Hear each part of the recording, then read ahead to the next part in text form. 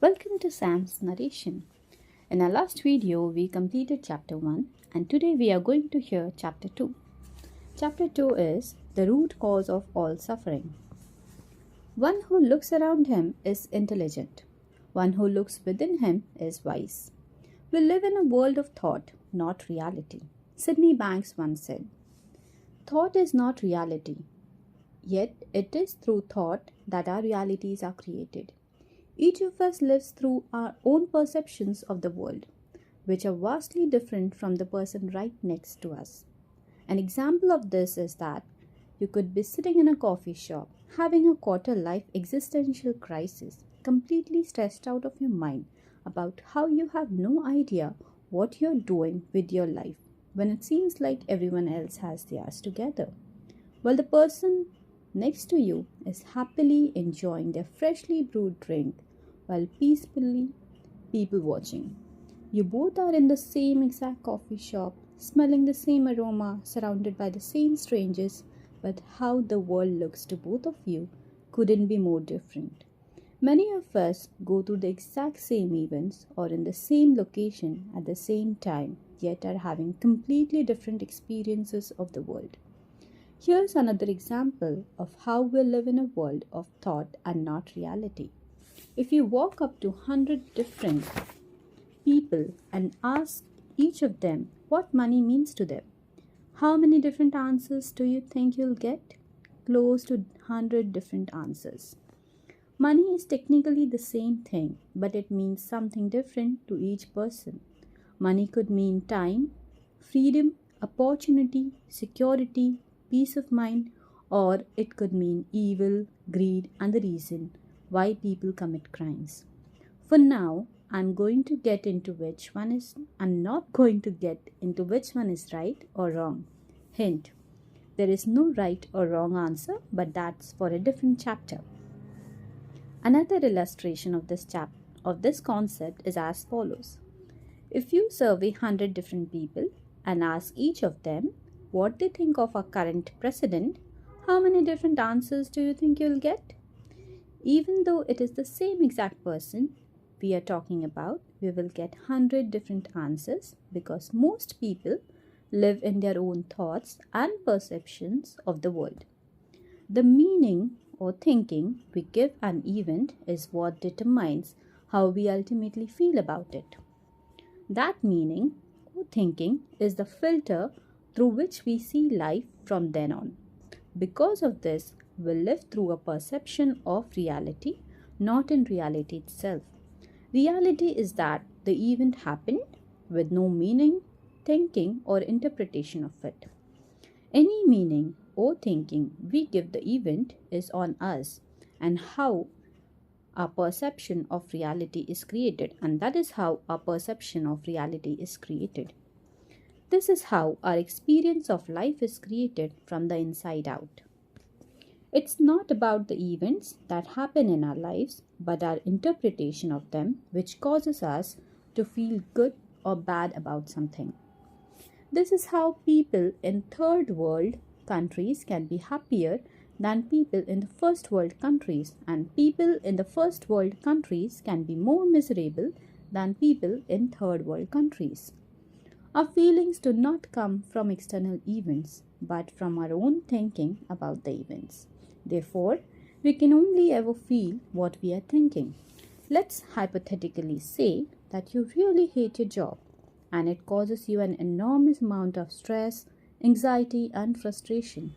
It pains you to even set foot in the building where you work, and just thinking about your job makes you furious. When you're thinking about your job, you're just sitting there on a sofa with your family watching a TV show together, but you're fuming at the thought of your job. Everyone else is having a good time except you. In this moment, everyone else in your family is having a different experience of life than you. Even though the same event is happening, just the thought of work created a whole different perception of reality, even though you're not physically at work.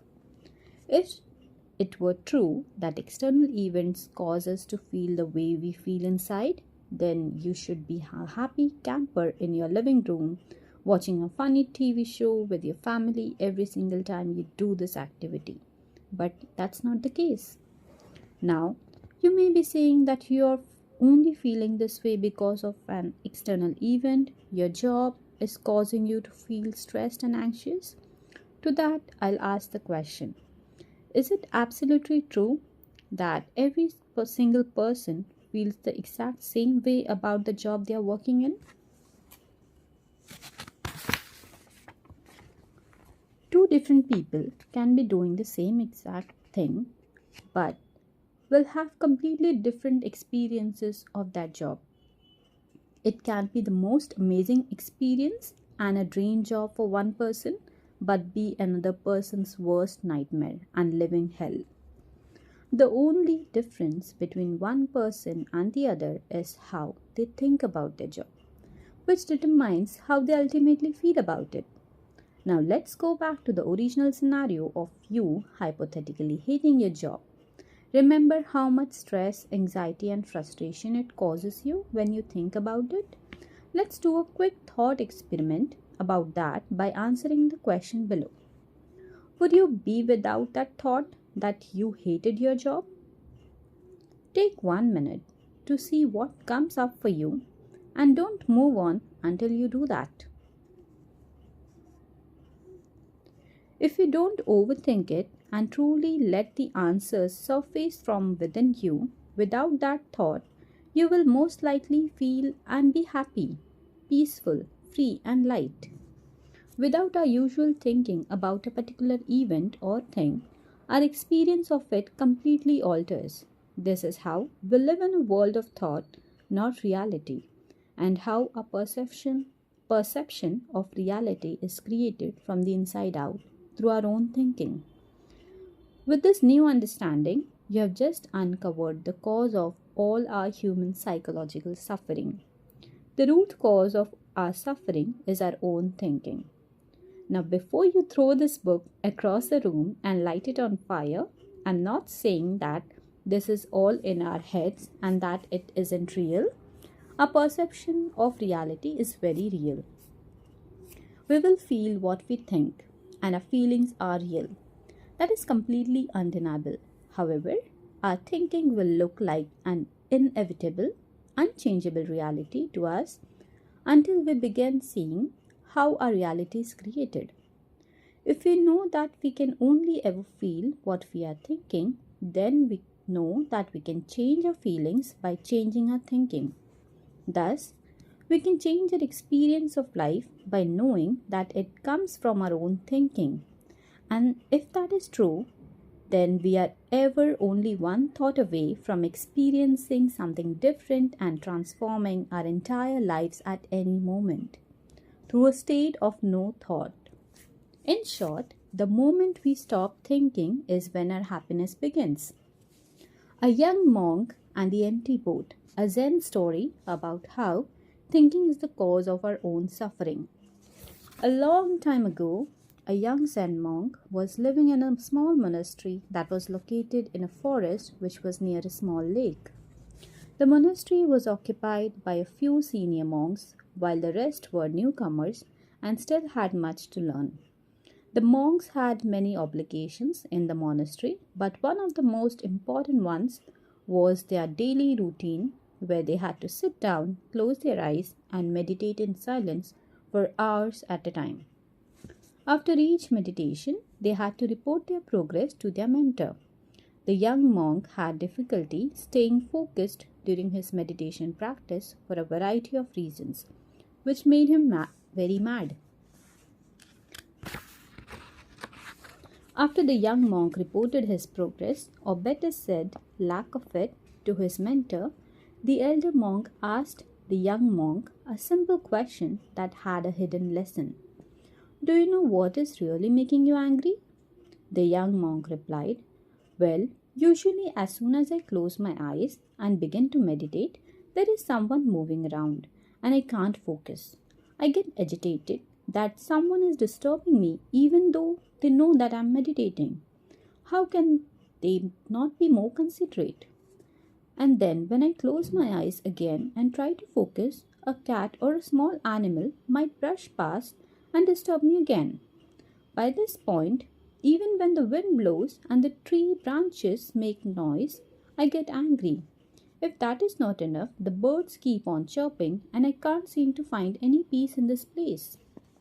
The elder monk simply pointed out to his pupil, I see that you become angrier with each interruption you encounter. This is exactly the opposite of what is the point of your task when meditating. You should find a way not to get angry with people or animals or any other thing around you that disturbs you during your task. After their consultation, the young monk went out of the monastery and looked around to find a place that would be quieter so that he could meditate peacefully. He found such a place at the shore of the lake that is nearby. He bought his mat, sat down, and started meditating. But soon a flock of birds splashed down in the lake near where the monk was meditating. Hearing the noise, the monk opened his eye to see what was going on. Although the bank of the lake was quieter than the monastery, there were still things that would disturb his peace, and he again got angry. Even though he didn't find the peace he was looking for, he kept returning to the lake. Then one day, the monk saw a boat tied at the end of a small pier, and right then an idea hit him. Why don't I take the boat, row it down to the middle of the lake, and meditate there? In the middle of the lake, there will be nothing to disturb me. He rowed the boat to the middle of the lake and started meditating. As he had expected, there was nothing in the middle of the lake to disturb him, and he was able to meditate the whole day. At the end of the day, he returned to the monastery. This continued for a couple of days, and the monk was thrilled that he had finally found a place to meditate in peace. He hadn't felt angry and could continue the meditation practice in a calm manner.